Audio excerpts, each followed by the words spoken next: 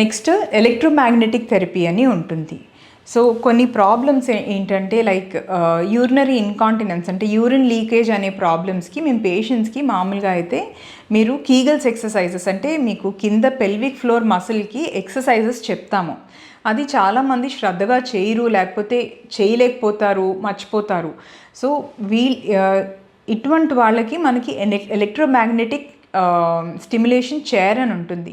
దాని మీద కూర్చుంటే దాంట్లో ఉన్న ఎలక్ట్రోమాగ్నెటిక్ వేవ్స్ అనేది ఆ మసిల్స్ని స్టిమ్యులేట్ చేస్తాయి. సో ఏదైతే మనం ఫిజికల్గా చేయలేమో ఆ పని మనకి ఆ మెషిన్ చేసి పెడుతుంది. ఈ రకాల ప్రొసీజర్స్ అన్నీ అంటే అందరికీ అన్ని రకాలు అవసరం ఉండదు. సో కొంతమందికి సింగిల్ ట్రీట్మెంట్ సరిపోతుంది, కొంతమందికి మనం కంబైన్ ట్రీట్మెంట్ అంటే పిఆర్పి ప్లస్ లేజరా, PRP plus laser plus electromagnetic చైరా అనేది మనం వాళ్ళ కంప్లైంట్స్ సివియారిటీని బట్టి మనం అది ఫార్ములేట్ చేసుకుంటాము. సో మనం కాస్మెటిక్ గైనకాలజీలో సర్జికల్ ప్రొసీజర్స్ కూడా చేస్తాము.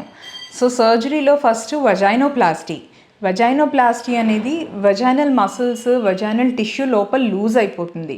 సో ఆ లూజ్ అయిన టిష్యూని మనం టైట్నింగ్ చేస్తాము. టిష్యూతో పాటు కింద మసిల్స్ని కూడా మనం టైటన్ చేస్తాము.